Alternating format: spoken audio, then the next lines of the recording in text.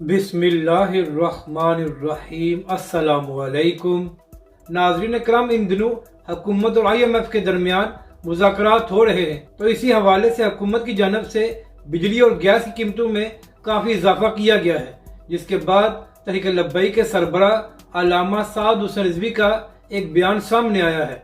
अल्लामा साद हुसैन रिज़वी ने कहा है कि हुक्मरानों ने अपनी अय्याशियों की वजह से पाकिस्तान को यहाँ तक पहुँचा दिया है कि जब तक बैरूनी बीक न मिले तो इनका गुजारा नहीं होता।